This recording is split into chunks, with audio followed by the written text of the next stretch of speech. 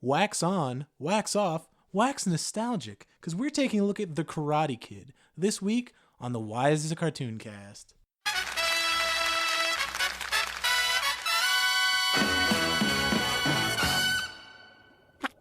What's up, everybody? Welcome to the Why Is This a Cartoon Cast. It's the only show on the internet where we take a look at animated adaptations and ask the essential question, hey, why is this a cartoon? I'm your host, Joey. Joining me is Tim. Yo. And like I said, guys, this week we're taking a look at the Karate Kid animated series, obviously based on the film franchise that we all know and love. Indiana Jones. I was going to say Three Ninjas. No.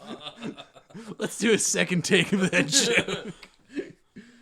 But anyway, yeah, the stars, this is based off the Karate Kid. It's basically the same exact concept as the Jackie Chan Adventures. Yeah. Or Shaolin Showdown. Yeah. It happened first. Yeah, this came first. So the basic, we'll get into that. We'll get into that. Were you a fan of the Karate Kid franchise? I remember liking the first movie as a kid, and I think I enjoyed the second movie too. Once again, as a kid. If I went back and watched the movies now, because I'll be honest, I was probably 8 or 9 the last time I saw them, so that would be like 92, 93. Yeah. So it's been well over a decade and a half since I've seen them. Or actually, it's been over 20 years since I've seen them, so I probably wouldn't enjoy them as much now. The faint memories I have just don't hold up. I saw the first Karate Kid movie when I was past the age where you would watch that for the first time. Like, I think I was like 12 or 13. Yeah. But I have like a weird connection with The Next Karate Kid starring Hilary Swank. Did you ever see that one? No, I didn't. There's a part where she's on a train. It's great. Oh. She's the next Karate Kid. But I never saw Karate Kid 2 or Karate Kid Lost in New York, any of that stuff. Yeah. I haven't seen the Jackie Chan one either. Oh, yeah, the the remake. Yeah. I mean, I'm pretty sure it was good because Jackie Chan can do no wrong. I mean, come on, Drunken Master and all them. Fair enough. Yeah. But what year Police. was Karate Kid? What was that, like 85? I think 85 or 86. 85 or 86. This cartoon came out in 1989. So a few The years fall of 1989, it lasted for one season of 13 episodes. It's produced by everybody's favorite cultural appropriator, Hayao Saban. Man famous for taking Super Sentai and turning it into the Power Rangers. Oddly enough, if you watch Super Sentai with subtitles, Power Rangers is actually a lot more compelling. But people love it. So yeah, this lasted from September to December. 1989, 13 episodes, and we watched the first one. Yeah, we're never getting that half hour back, are we? This is my overall impression of the Karate Kid. It had all of the pieces. Yes. But they did not come together. Yes, I can agree with that 100%. It's the right voice actors. Like, name a voice actor from the late 80s and early 90s that was in a cartoon. They were fucking in the show. Yeah. You know, the animation was actually pretty good for the time. And, you know, it's just the good story. Animation, good story, good concept, I thought. Yeah, it seemed like, but it just, you know what? It's like Alien Resurrection. It was bland. Yeah. Alien Resurrection was a movie that had potential. Is that the one where she shoots the basketball? Yeah. Ugh. Yeah, right? So it had potential. It had the cast. It had the story. That's the film that drove Winona Ryder to a life of crime. Right? So it had everything it needed, but it just wasn't put together right. So you get Alien Resurrection, which was a shit-ass film. Was that the one that fucking Joss Whedon wrote? Yeah. Okay. And like I said, Joss Whedon fucking wrote it. The man gave us Firefly. Yeah, but that was pre-Whedon. It wasn't pre-Whedon. It was pre-Whedon. No, like Buffy the Vampire Slayer was going strong. Was it? Yeah. It was 98, dude. 97, 98. I wasn't around. Yeah, you were. I was 6 years old. Oh, don't fucking even say that to me. I was in junior. Me and my dad went and saw it in the theaters. Buffy the Vampire Slayer? No, Alien Resurrection. Who's in the film version of Buffy the Vampire Slayer? I don't remember. Christy Swanson. Was that who it was? I don't know. You You know who would know? I know who would know. I'm gonna phone a friend right now. Are you actually gonna call him right now? Yeah. Are you gonna tell him we're on the podcast? No. Okay. I mean, he is pretty busy. He might be wrestling a Yeti up in the Himalayas right now. Don't say anything. Please enjoy this Verizon ringback. Oh my god.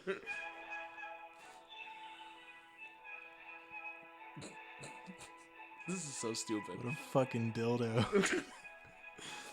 I can't believe they still do that. Hello? Chris, I have a question. What's up?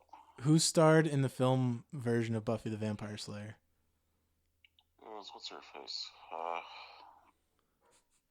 What the hell's her name? Oh, I can't think of her name right now. Oh, come on, dude. Was it Christy Swanson? Huh? Was it Christy Swanson? Yeah, that's it. Is it really? Hmm? Awesome. All right, thanks, dude. See you later. All right. Bye. Bye-bye. I got a question for you. How often do you just call him out of nowhere with a question like that? Then, like, that's it. Well, I called him out of the blue last week to ask him what VHS tape I should open. See the one that told you Big Trouble in Little China? Yeah, I think it was between Big Trouble in Little China and fucking Sly Stallone, Future Cop. Oh, Dredd. Judge Dredd, yeah. Judge Dredd. Yeah. Yeah, not the good version. No. With Carl Urban. Carl Urban, yeah. Yeah, Christy Swanson. I was totally right on it. Yeah, good shot. I mean, it sounded like you woke him up. He must have been plumb tuckered out from hunting Bigfoot or something. Yeah, what the fuck? That was this week's Chris call-in. Yeah. We'll Anyway. we won't discuss The that. karate... I have to cut around that. Actually, please do, because I feel like an asshole. So yeah, Karate Kid, the animated series, it had everything, just did not come together right. Much like Christy Swanson's later years. Yeah, her later years, but damn it, Buffy the Vampire Slayer. Whew. How old was she? Well, who the hell was in the TV version? The fuck. I could tell you. Hold on. Let me ask Google. By the way, I think we need to get around to the cartoon version of Buffy the Vampire Slayer. Was there a cartoon version of Yes, Buffy? there the was.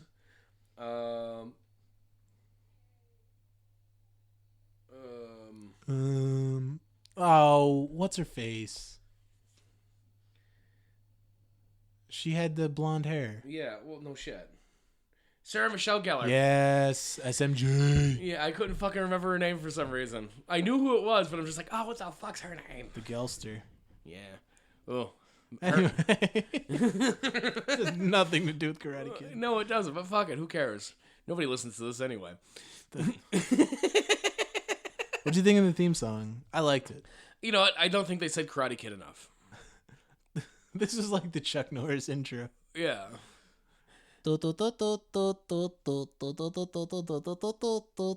Karate Kid. You know, but like I felt like it needed more Karate Kids. Like they didn't break up the music with the by saying Karate Kid enough times. I thought it was a cool theme. In fact, I thought it was so cool that I'm going to drop it in right here.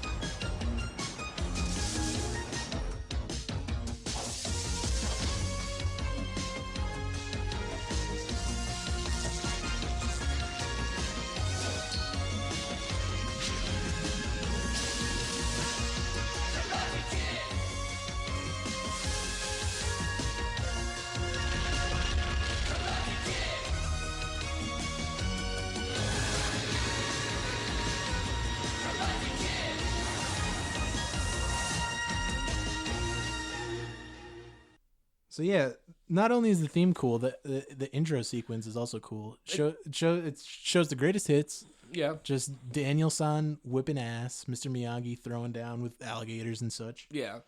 It's another case though of, and it's not much better, but it's another case of the intro being better animated than the show itself.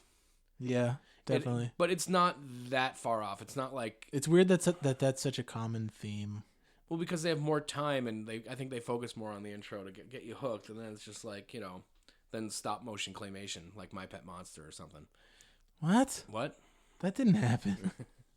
Well, claymation style movement of the characters is what I'm saying. How does this episode open up, Tim? I don't remember. No, they're going down the river in a raft. They weren't on a raft in the beginning. They were on a raft in the beginning. No, they were on a boat. No, it was a rubber raft. It wasn't a rubber raft. It was like a fucking canoe. It was a rubber raft. It was a boat, dude. Oh my god. Either way. Call up Chris again. No, don't do that to him.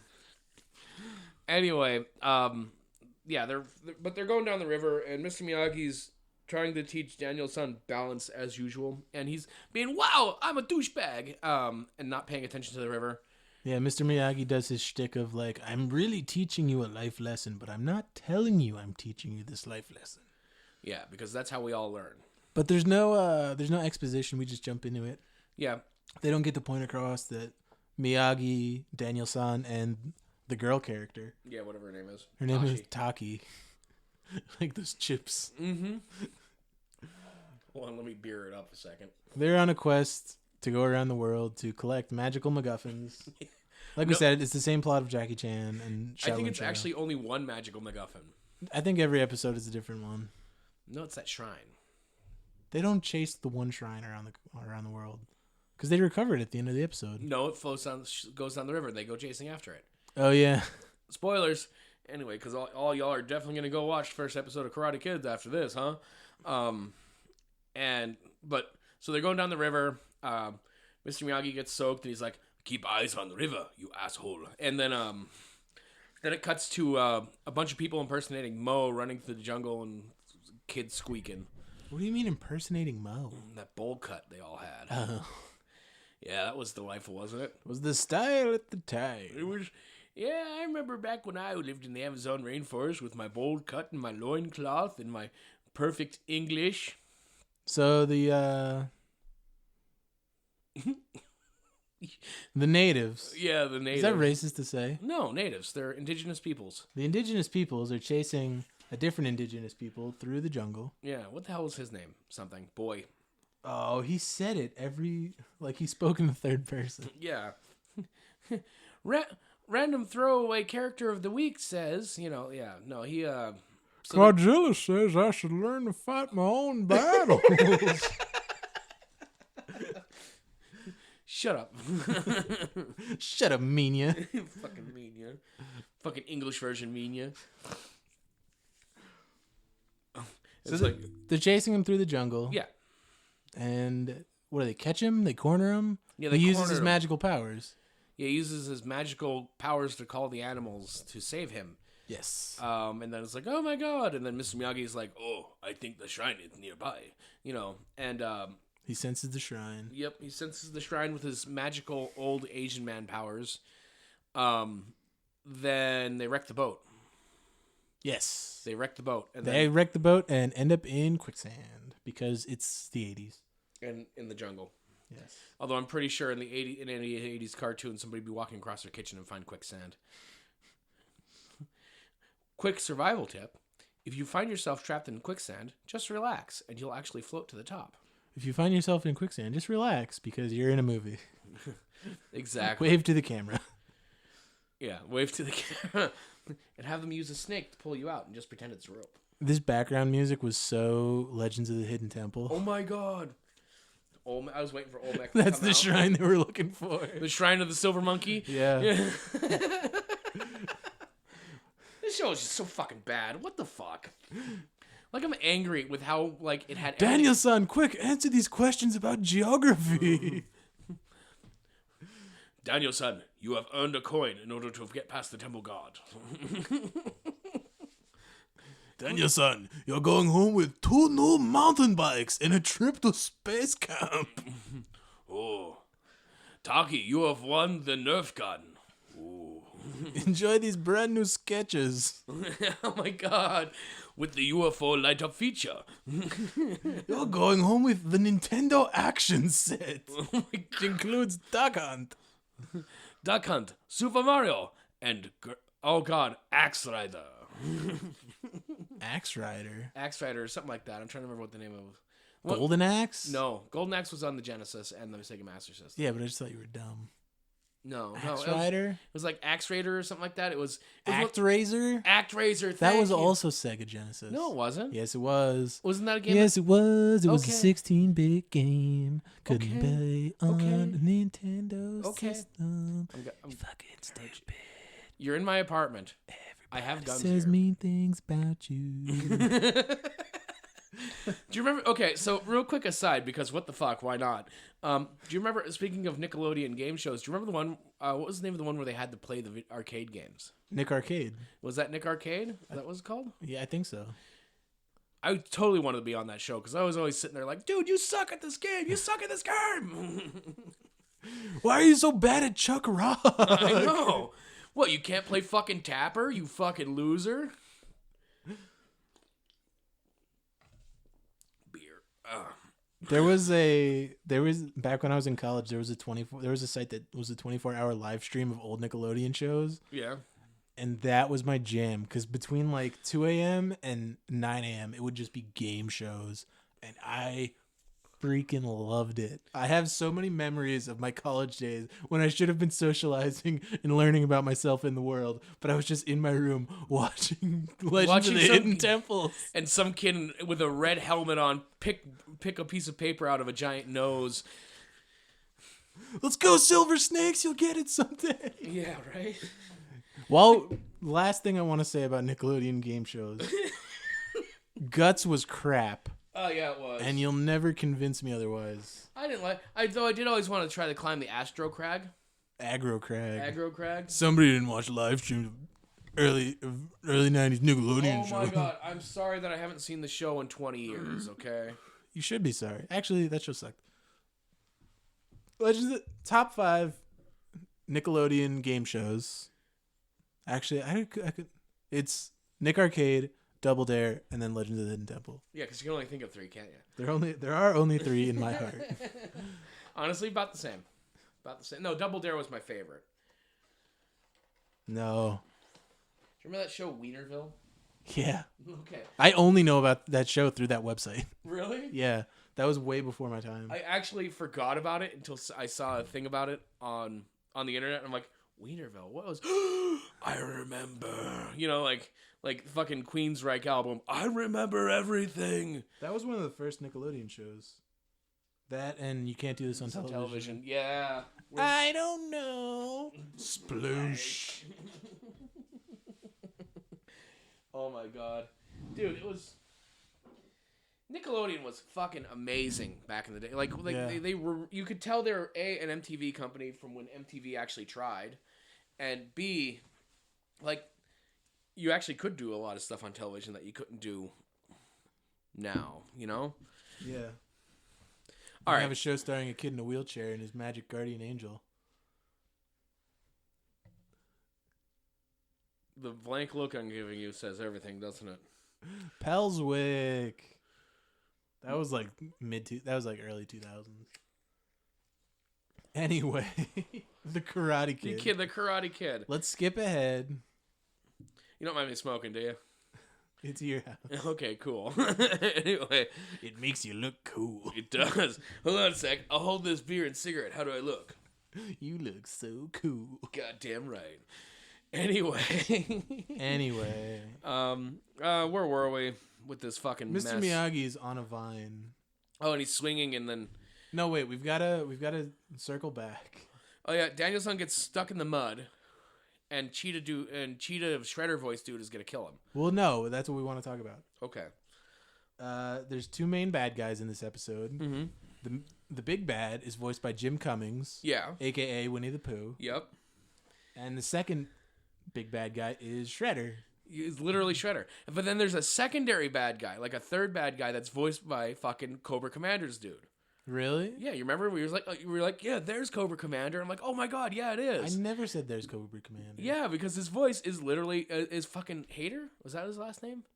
I don't know. I don't know. But the guy who did Cobra Commander was another one of the villains. Like, it had the voice cast, dude. Yeah. It really did. And, this show is. I'm just gonna come out and say it. This show is kind of poop. We got to talk about Mr. Miyagi fighting a crocodile. Yes, we do. He's suspended on vines by one of the bad guys, falls into the water, battles a crocodile like he's freaking Bayou Billy. Yeah. He's I can't remember any of the non-human characters from fucking Swamp Thing now. Oh god. Yeah, the Inhumanoids or whatever they were. I can't remember their names. Yeah, he fights them like one of them. Yeah. Mr. Skin. We'll go with Mr. Skin. That's the first one I can think of because, Mr. Skin is also a dirty porn website. So damn it. So the whole point of this episode is the kid who has the magical idol. I feel like we've gone so. We're gonna do a recap. All right. Here's the thing: Miyagi, Daniel-san, Taki. They're in the jungle. There's a boy. He's the rightful heir to the tribe. He's supposed to be the leader. He's got the magic shrine. Yeah. The leader. The actual cult. The tribe is actually being run by Jim Cummings. Yeah. And Shredder. So the boy wants to challenge Jim Cummings for the tribal leadership. That's where we're at. Yes. Mr. Miyagi is like, you can't. Oh, shit, I can't. You can't, think. So Mr. Miyagi says, you can't use the shrine. You have to be yourself. Yes. Well, message, yes. You remember that from the Wayans Bros? Yeah. Message. Be you. Yeah. Just be you. Don't rely on magical ancient Chinese Be the best shrines. you can be. No, there's a cat fuzzing the table. I'm sure the mics are going to pick it up. I want a parody of scenes from an Italian restaurant, but scenes from a Chinese restaurant. Oh my God. A bottle of Coke. A bottle of Sprite. Whatever goes with your beef and broccoli tonight. Crack you like a fortune cookie tonight. We'll get you anything you want in this Chinese restaurant. That's delightful. Write the lyrics. Kind of like I did 5 O'Clock World, only the Amazon version of it. You don't recycle, do you? Mm-hmm. Oh my god. That bucket next to the garbage can. There you go. Bucket was garbage. No, that's recycles. It's like this damn cat. Don't chew my wires. I'll kill you. I'll kill you. She's too cute to kill. I texted a picture of your cat to Jody, and she gets mad at me because I threaten her cat. I'm like, you stupid motherfucker. I'll fucking kill you. So she was like, you better be mean to that cat like you are to Sydney. I was like, yeah, sure. So you're just playing mean to the cat for her sake? I love being mean to cats. Oh, wait. What? No, never mind. Fuck it. As long as we don't name drop the cat. Jim Cummings the cat. I wonder where Moose is. Either way. So anyway, all that aside. So yes, so we're at the point now. Yeah, the point of the episode is Daniel-san wants to... Well, first of all, he wants Mr. Miyagi to teach the kid how to fight. Yeah. So he'll be able to do it for himself. And then Mr. Miyagi's like, oh, he's got the... So the point of the episode is Daniel wants Mr. Miyagi to train the kid, but then Mr. Miyagi's like, no, he's got to come and ask for himself. Yeah.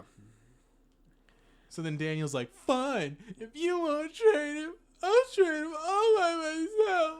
Actually, it's more like, oh, Mr. Miyagi, I'll do it myself. Yo, Vinny. Yo, Vinny. Gabagool. Gabagoo. Oh my God. Where's My Cousin Vinny, the animated series? We'll pitch it at the end of the episode. Columbo, the animated series. One more thing. One more thing. So Daniel-san does his whole little training montage. Beep. There's a part where they're standing on a log and they're spinning the log. Yeah. That comes up later. Yeah, it does. And they're throwing fruit at each other, and I don't know. Yeah, after like 25 minutes of training, he's ready. Yes. He's ready. No, the thing is, he's not ready. Yeah. So when they go to challenge the tribal leader, Daniel's son is like, oh, listen, I'll put on a disguise and pretend I'm you. I'll fight the tribal leader, and then you come in with the same disguise and be like, oh, it was me all along. Yeah, except for Danielson's pasty white. This kid's delightfully terrible bronze. plan. Yeah. Horrible, awful, terrible plan. Oh, the so costumes. Obviously, they go with it. Yes, and the costumes they're wearing after they challenge the leader. They and put stuff, on big coconut heads. that have Peter Puma faces or Pete Puma faces. Yeah. You want 1 lump or 2? Well, I'll take 2. Boom, boom, boom. Well, it's a whole lot of lumps. Anyway, so yeah, and Daniel. Oh, the kid's name is Kala. Kala. Okay, there you go. That's not like words that I can't think of right now. So yeah, so they decide to fight over a fire pit, and so Danielson's actually doing pretty good. Yeah, so they go to the village and the death pit. The death pit, which was delightful. It's a pit of coals and there's a log over it. And this is where you think, oh my god, he's gonna do the log spin thing. No. So Danielson, dressed up in his outfit, comes down to challenge, and they duke it out. Meanwhile, Kali, what the fuck's his name? Yeah. Kala is back off to the side and he's like, I've gotta help Danielson. He pulls out the idol, starts rubbing it. Yeah.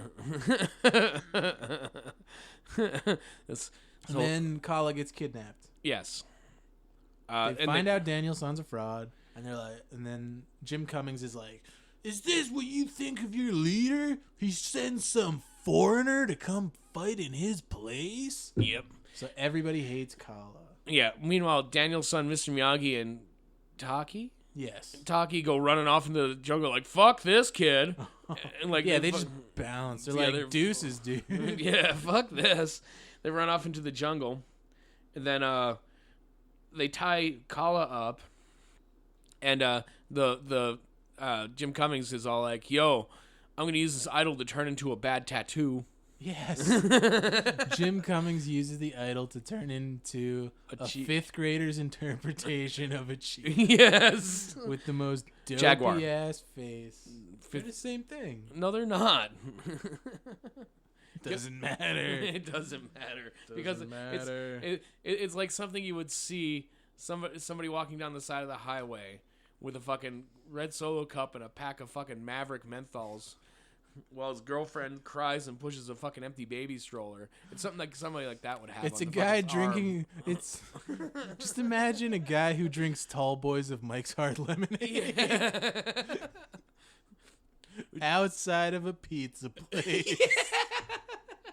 It's the type of tattoo he would have. This is what Jim Cummings looks like when he turns into a jaguar. Are you talking about that guy that always has the grimy hat on and looks dirty, even though you know he hasn't had a job in 5 years? Something like that. You know what I'm talking about? His fucking Bucktober hoodie is fucking grimy as fuck. Yeah. So Pennsylvania reference. So Jaguar Jim Cummings is facing off against Mr. Miyagi in the jungle. Yeah. Kala says, "Hey, come here, you big baboon breath, whatever," to the dude, and I'm thinking, oh yeah, Kala's tied up in a hut at this point. Yeah. He lures out Shredder by saying, "Hey, baboon breath." And I pointed out that there are no baboons in the South African jungle, so how he fucking... We don't know that they're in Africa.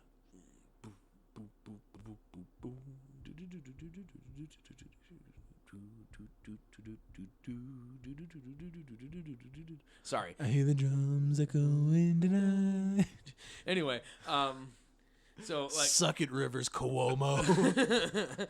And we're pretty sure that the guy only ran in because he was very confused by the reference to an animal that doesn't exist in his jungle. Yeah, he's like, what's a baboon? What the fuck's a baboon? So he kicks a pot on his head and then uses his feet to get the spear and get himself free. And apparently Jim Cummings didn't think to bring the idol with him because it's still at the village. That wasn't Jim Cummings. Oh, yeah, okay. No, he didn't think to bring the idol with him, so it's still at the village. So Kala grabs the idol and, rubs it at him. Yeah, the unprotected idol. Yeah.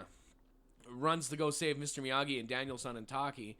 And as Mr. Miyagi's fighting bad tattoo jaguar Jim Cummings, he shows up on scene and is all like, "Yo, you're not ancient spirits make him not an animal anymore. I wish fucking incantations was that easy because I'd fucking have fucking..." Well, you're missing the part where Danielson intervenes by kicking a tree limb. Yeah. Everybody's just kicking down trees. Yeah, Mr. Miyagi literally earlier in the episode had kicked down a 1.5 wide tree, just like hi-ya, and it like fucking fell over. And this is why it's important not to transport firewood across county lines, people. The ash borer beetle is a real threat. This is what happens. The trees get so brittle, you're just kicking them over. They're all blighted and diseased. It's all those gypsy moths, too, they probably have down there. Yeah. Those African gypsy moths. Yeah. South American gypsy You thought their honeybees were bad. Yeah, right? So, and then he's like, I'm gonna go help. Crack. Ow, my ankle. Yeah.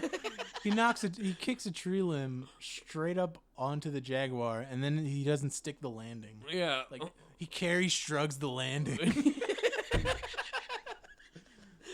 He fucking lands. Seriously, all he says is, Hey, don't get away from my Carrie Strug reference. okay, fine. Because that leads into tonight's King of the Hill moment. Oh my god, here we go. It's a Valentine's Day episode. Mm-hmm. Bobby Hill is getting messages from a secret admirer, and he is convinced that it is Olympic gold medalist Carrie Strug. Oh my god. And his friends are like, why would she be sending you Valentine's chocolates? Moral of the story, it ends up it was his grandma, not Carrie Strug. But yeah. My grandma used to send me secret admirer letters. No, she didn't. She was never that weird. She was weird. She was awesome. And My weird. grandma used to wear a Gene Simmons mask. Damn your fucking Adam Sandler movie references that make me almost spit take beer across the kitchen. As long as you keep it off the equipment. Yeah, that's fine. Anyway, I don't want to miss the line of the episode. Oh, okay. Because when Kala shows up to save them, come on, before they bake your potato. Oh no! That's when Taki's getting Danielson out of there when they book on Kala. She's like, come on before they bake your potato, and I'm thinking, yeah, you want to bake his potato. You whore. Okay, yeah, you're right. My notes are You tiny Chinese dirty knees Christmas trees girl. you old whore. so and so. You thing you. You old so and so. I have not made a far right leaning political reference this episode. Can I do that now? God, no. Okay. Damn it. Yeah. Come on before they bake your potato. I'm just like, So Kala comes back. He humanizes Jim Cummings with the power of the idol. yes. And then he's like, I'm going to challenge you for real now. Yeah. Then they jump on a log in the river. They jump on a log. It all comes back around. Yeah. If the learner hasn't learned, the teacher hasn't taught. Anyway. That's So, it. yeah. Yeah. And then Miyagi, Taki, and Daniel-san go down the river on to their next episodic adventure. Yeah. Oh, yeah. But you're lucky that Mr. Miyagi feeling generous today. Because, Oh, yeah, he saves... oh, there's Moose. After Jim Cummings gets dumped in the river, all the crocodiles from the beginning of the episode come back. Yeah, and, like, they're all, like, gonna eat him and shit. Mr. Miyagi pulls him out of the water. And, that's pretty much the episode. That's the end of the episode. The idol gets washed down the river and they go chasing after it, though. Yeah, they don't recover the idol. So I don't know if... It is the same idol. But there's no, like, as far as I can tell from, like, the beginning, they're chasing after the same idol. But how did it get out of China or Mr. Miyagi's house in San Francisco? Or wherever they live in California? And how did it get to South America? And how does it travel across the world? Does it have magical travel powers? It's like the One Ring. It wants to be found. It wants to be found by anybody other than, yo, Daniel-san over here. And Mr. Miyagi. No problem. Wow. But if the whole concept of the show was them chasing down that one thing, how did they ever think it was going to be like how were they ever going to make a series out of it? I think there was more than one. No, it was. I swear to God, it had to have only been one. And the thing is, it just kept accidentally traveling all over the world, like carried there by fucking swallow. I mean, not a European swallow. The whole episode can't take place in the South African jungle. No, I'm pretty sure it travels all over the world, and they chase it all over the world. I don't know. We'll never know because the show ended after 13 episodes, and I can't be bothered to watch another one. Yeah, neither can I. But the show wasn't terrible. It was just bland for Yeah. what it was. Like, it should have been way cooler. Like, I haven't even referenced my notes once, but I only wrote half notes on the show because it was just so boring. I stopped being interested in writing anything down. Like, the animation was there. Yeah. The voice acting was there. Yes, Even the absolutely. fight scenes were cool. Yeah. It was better fight scenes than Chuck Norris or any of that other shit. Well, no, okay, I'm not going to say better fight scenes than Chuck It Norris. was better fight scenes than Chuck Norris. Chuck Norris didn't kick down a tree. But yeah, it was just frustrating that the show was crap. Yeah, it was total crap. Did this, did this deserve to exist even? It did. I definitely think a Karate Kid cartoon It has potential. would have worked. Yeah. Yeah. And this concept should have worked. I don't know why it fell off. I don't know if it was the writing or what. It just didn't work out. Yeah, we have nothing truly mean to say about this one. I mean, It just didn't come together right. no, it didn't. I mean, honestly, I'm as you know, most of the episodes we watch are on YouTube. So I mean, if you want to check it Yeah, out, check it out, see for yourself. And then if you want to report back to us, be sure to email witacartoon@gmail.com or find us on Facebook at witacartoon. No, the email address. Fuck. Did you check it yet? By the way, No. Stop. So yeah, everything's on YouTube. So feel free to watch for yourself. And if you want to tell us what you thought of it, feel free to shoot us an email at witacartooncast@gmail.com or find us on Facebook at WITA Cartoon. Mm-hmm. But at the end of every episode, we like to give our pitch for our own animated cartoons that could fit alongside a lineup of some of these shows on a Saturday morning. So, Tim, have you thought of anything for this week? Oh, there's a bunch of them floating up there. How about the ultra-violent animated adventures of Judge Dredd? Judge Dredd would have made an amazing cartoon. Especially if it was a dark and gritty, like original Teen Titans style cartoon. No, put that alongside Eon Flux or the Max. Yes. Like, put it in an MTV lineup. Like a That liquid would've been- television, fucking yes. That would have been rad as hell. Or even a late night serious Adult Swim cartoon. Yeah. That would have been great. How about you? I don't have one. I'm taking a mulligan on this one. But I think Judge Dredd is cool enough to cover both of us. Yeah, it really is. But yeah, I think that's all we got this week. So thank you for tuning in to the Wise Cartoon Cast. Like I said, shoot us an email at witacartooncast@gmail.com or find us on Facebook at WITA Cartoon. As always, you can listen to the podcast on Spotify, Google Music, and now Stitcher. Yeah, I saw us on Stitcher. We also have an RSS feed, and we're coming to more platforms soon as I stop being lazy and iTunes stops being terrible and awful. Yeah. But I think that's all we got this week. Be sure to tune in next time. But as for right now, I'm Joey. And I'm Tim. And we will catch you guys later. Later.